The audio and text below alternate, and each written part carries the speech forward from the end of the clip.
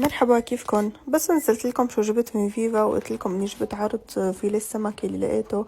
حكيتوا لي انكم ما حبيتوه من هنيك وانه حسيتوه مليان مي، فقلت لكم رح نزل لكم الوصفه بس جربوا. جربت فيه وصفتين. اول وحده كانت انه بناخد شرحه من الفيليه يعني تبع السمك، بنحط له ملح فلفل كمون بابريكا ماجي وكركم. بعد هيك حطينا بمقلاية زيت زيتون وبلشنا نقلي السمك على الوشين لحتى حسيناه نضج نوعا ما، بس مو كامل لأنه حنرجع نحطه بس نخلص الصوص تبعه.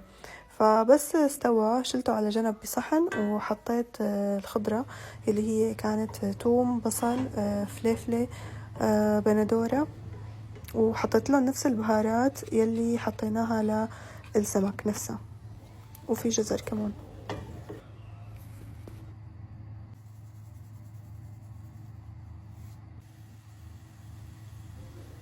بعد هيك حطيت لهم كمان معجون بندورة وحطيت لهم شوية مي لحتى يتسبكوا. والغريب انه كمان استخدموا بالوصفة شوية عسل، بس انا مشيت حسب الوصفة لانه صاحبة الوصفة قالت انها كتير طيبة.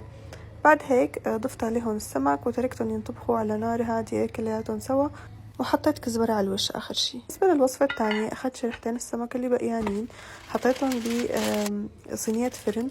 حطيت لهم تقريبا نفس البهارات تبع المرة الماضية، بس هالمرة كان فيها كزبرة يابسة كمان، وما كان فيها كركم.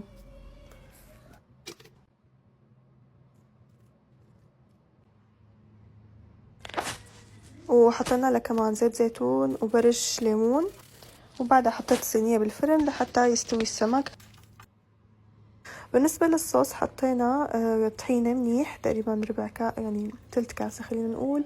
حطينا معاهم ليمون وملح، وهن بيسمكوها بمي، بس أنا ما بعرف ليش متعودة من ماما إنه صوص طرطور بتحط له لبن، فسمكتها بلبن ومي.